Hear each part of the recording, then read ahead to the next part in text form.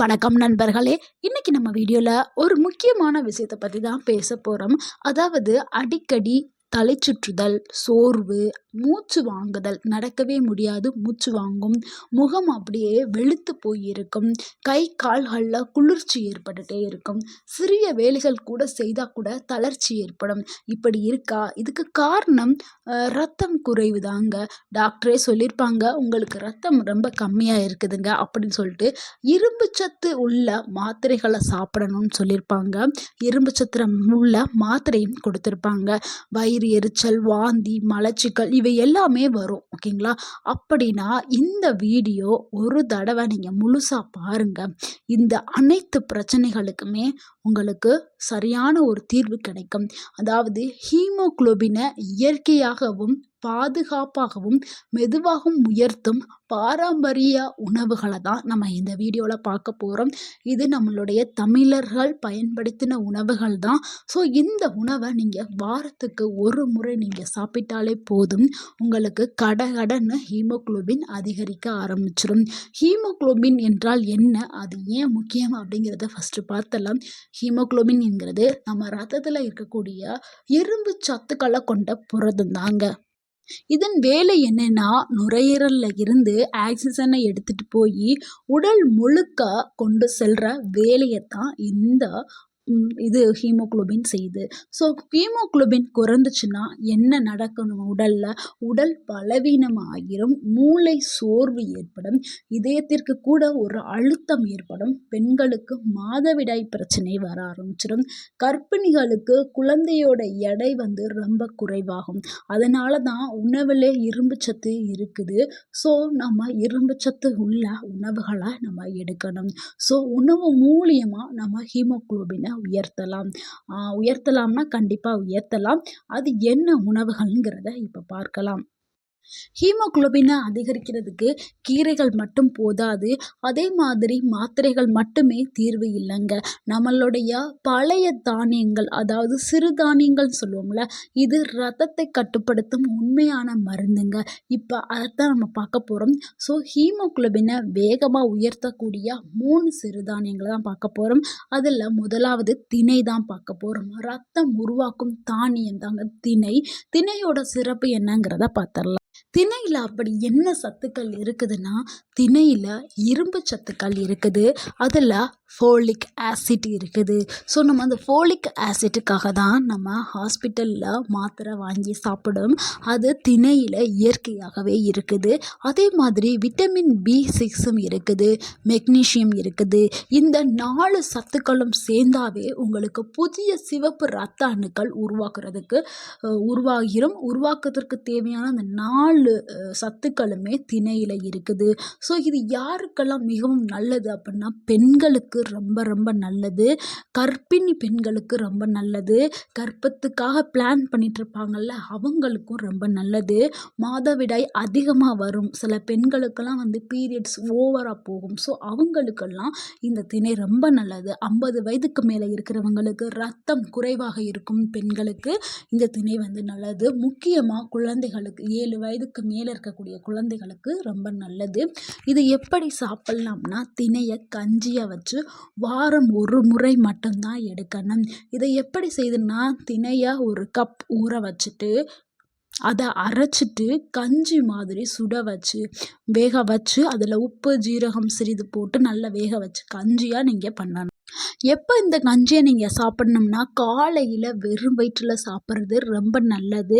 நீங்கள் 2-3 வாரம் இதை நீங்கள் எடுக்கும் பொழுதே உங்களுடைய உடலில் ஹீமோகுளோபின் உயர்வு தெரிய ஆரம்பிச்சிடும். தினமும் நீங்கள் எடுக்கக்கூடாது, வாரத்துக்கு ஒரு முறைங்கிறதே போதுமானது.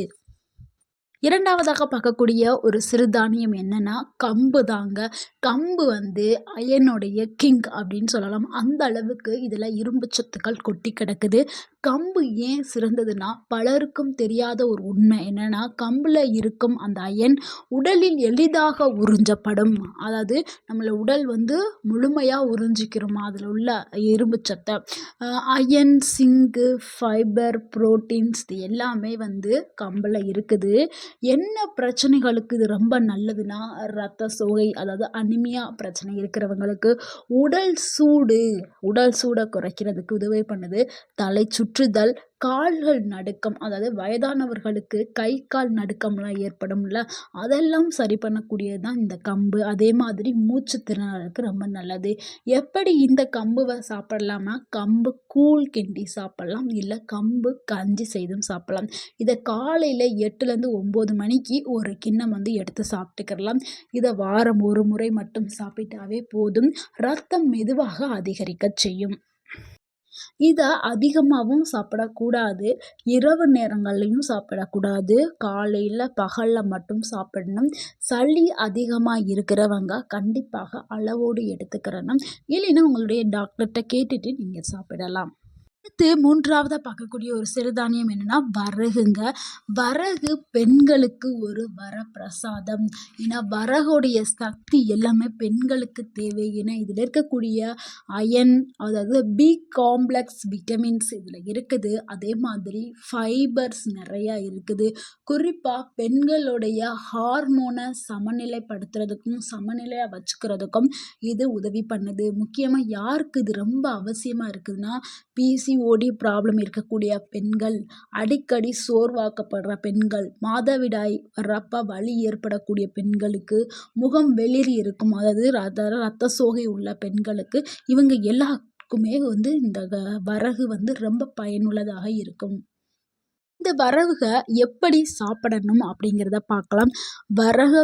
வரகு சாதம் வச்சு சாப்பிடலாம். இல்லை வரகுல உப்புமா செஞ்சு சாப்பிடலாம்.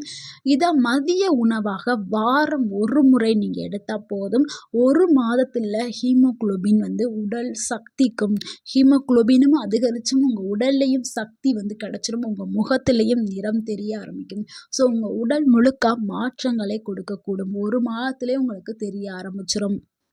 நீங்கள் ஃபாலோ பண்ணக்கூடிய முக்கியமான ஹெல்த் டிப்ஸை தான் இப்போ பார்க்க போகிறோம். அதாவது இந்த உணவுகள் இந்த 3 சிறுதானியங்கள் பார்த்தோம்ல, இதில் ஏதாவது ஒரு சிறுதானியங்கள் நீங்கள் வாரத்துக்கு ஒரு முறை எடுக்கும் பொழுது இந்த உணவுகளோடு காஃபியோ, டீயோ, பாலோ சாப்பிடாதீங்க. இந்த உணவை மட்டும் தனியாக சாப்பிடுங்க. இது கூட எதையும் சாப்பிடாதீங்க. இந்த உணவு சாப்பிட்டதுக்கு பிறகு நீங்கள் எலுமிச்சை, நெல்லிக்காய், தக்காளி அதாவது விட்டமின் சி இருந்தால் உங்களுடைய விட்டமின் சி இருக்கக்கூடிய இந்த உணவுகளை நீங்கள் இந்த உணவு சாப்பிட்டதுக்கு பிறகு நீங்கள் எடுத்தீங்கன்னா உங்களுக்கு அந்த அயன் இரும்பு சத்து உரிகிறது ரெட்டிப்பு பலன்கள் வந்து உங்களுக்கு கிடைக்கும். இரும்பு சத்தை இன்னும் அதிகமாக உறிஞ்சி உங்கள் உடலுக்கு வந்து கொடுக்க செய்யும். ஸோ இந்த உணவுகள் இந்த சிறுதானியங்களை யாரெல்லாம் வந்து கவனமாக சாப்பிடணும் தவிர்க்க வேண்டும் என்றால் கிட்னி ப்ராப்ளம் இருக்கிறவங்க, அயன் வந்து அதிகமாக இருக்கும். சில பேர் உடலில் வந்து அயன் ஓவர்லோட் ஆயிடும். ஸோ அதே மாதிரி தைராய்டு ப்ராப்ளம் வந்து சீரியஸாக இருக்குது, சிவியராக இருக்குது அப்படின்னா நீங்கள் உங்களுடைய டாக்டர்கிட்ட நீங்கள் கேட்டுட்டு ஆலோசனை பெற்றுட்டு வாரம் ஒரு முறை வந்து நீங்கள் சாப்பிட்லாம். உங்களோட டாக்டர்கிட்ட சின்னதாக ஒரு அட்வைஸ் வாங்கிட்டு சாப்பிடுங்க. நண்பர்களே, மருந்து இல்லாமலும் ஊசி இல்லாமலும் செலவே இல்லாமல் உங்கள் உணவு மூலியமே நீங்கள் ஹீமோகுளோபினை வந்து உயர்த்தலாம். அதுக்கு இந்த திணை, கம்பு, வரகு வாரம் ஒரு முறை சரியான முறையில் சாப்பிட்டீங்கன்னா உங்கள் உடலில் ரத்தம் உயர ஆரம்பிக்கும். இது உங்களுக்கு ஒரு ஆரோக்கியத்தை கொடுக்க செய்யும். ஸோ நண்பர்களே, இந்த வீடியோ உங்களுக்கு பயனுள்ளதாக இருந்திருந்தால் இந்த வீடியோக்கு ஒரு லைக் பண்ணுங்கள். இந்த வீடியோவை உங்களுடைய ஃப்ரெண்ட்ஸ் அண்ட் ஃபேமிலிக்கு ஷேர் பண்ணுங்கள். மறக்காமல் எங்கள் சேனலை சப்ஸ்கிரைப் பண்ணுங்கள். எங்களுக்கு சப்போர்ட் பண்ணுங்கள். கமெண்ட் பண்ணுங்கள். தேங்க்யூ ஃபார் வாட்சிங்.